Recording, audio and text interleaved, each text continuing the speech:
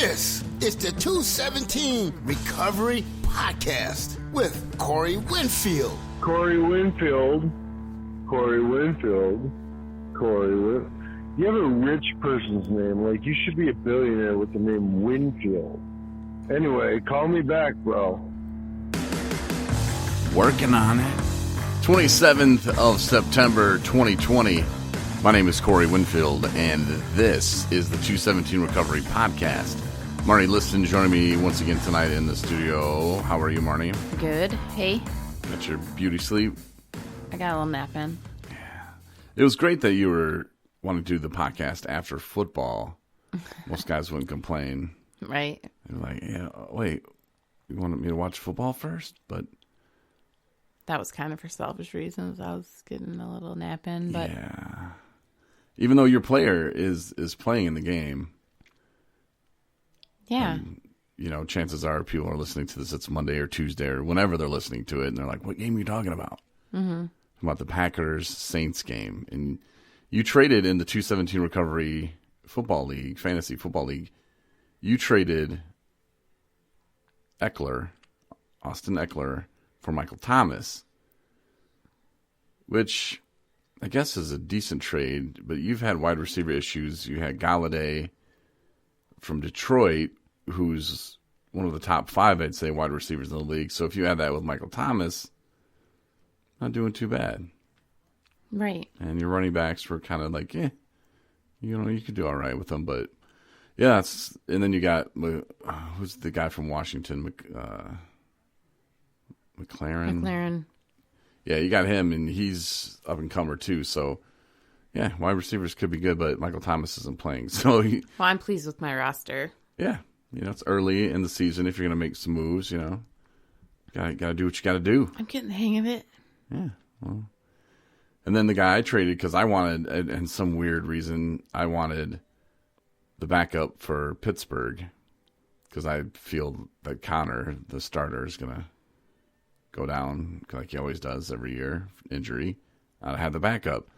But I traded you because I wanted him, the guy Smith from the Saints, and yeah, he's not doing so hot. So sorry about that one. But yeah, well, it's not your fault. But all of your decisions are very in-depth. I'm more of like a kind of like shot in the dark. Maybe this will work. Yeah. He's got 3 out of 5 stars. That's good, right? Yeah, I don't know. Sometimes that's the best. It's just an educated guess. You start overthinking it, and then you really kick yourself later after you realize you overanalyzed everything. I almost did that today. Almost. I did. Yeah, I almost did that today because I had a moment where I picked up a wide receiver. And we're going to get to recovery talk in just a minute, but this is kind of recovery talk with, Marnie trying something new in the football league or whatever, and fantasy football. And we got a few people in the league that have never played before, and it's fun for them. Aaron's team sucks. I have to work with him a little bit on that. But Aaron was moving today, so big congrats to Aaron. Yay. And even though I hate moving, it's frustrating and stressful. But from where Aaron's moving, I think it's a great, I don't want to say great move for him, but it is kind of a good move for him. He said he's feeling a little melancholy about it.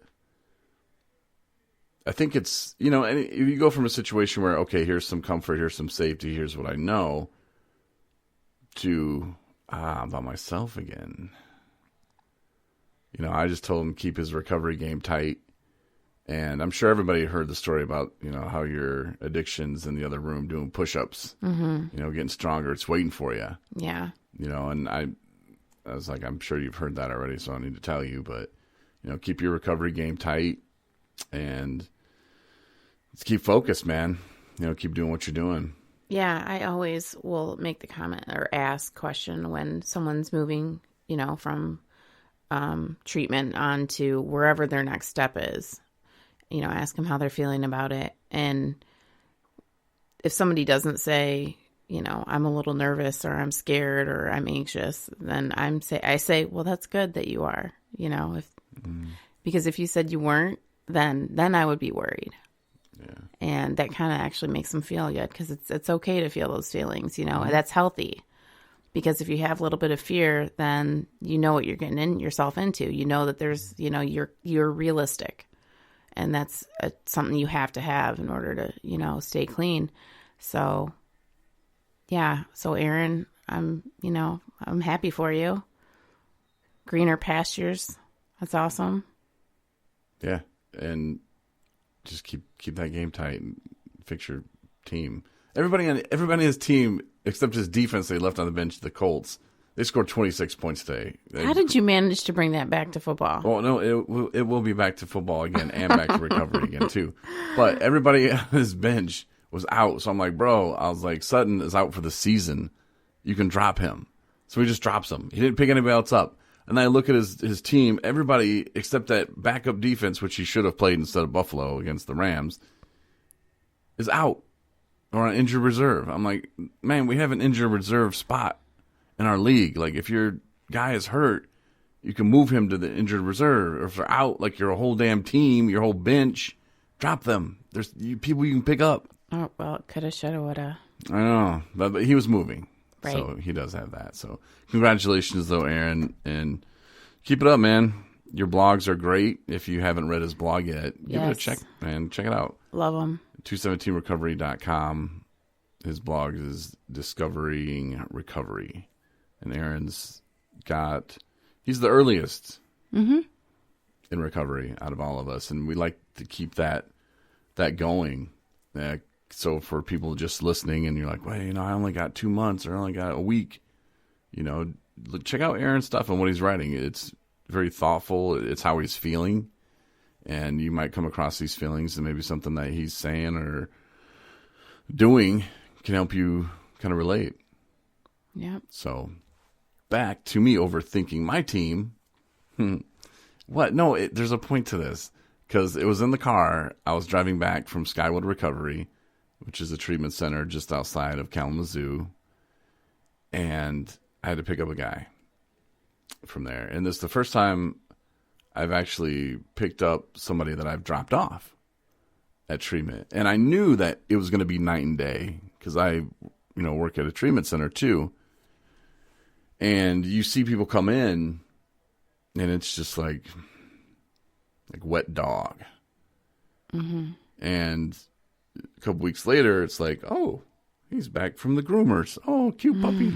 It's just the transformation in just the physical appearance, just how they carry themselves. Just you can tell, first of all, they're not sick anymore.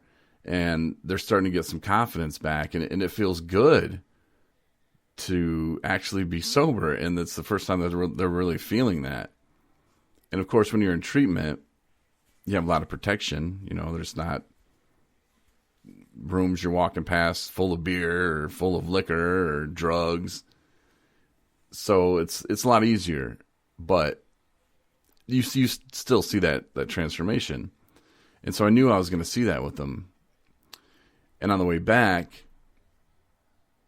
I'll get into our conversation in a minute, but on the way back, I was listening to the fantasy football show on iHeart Media or whatever radio, and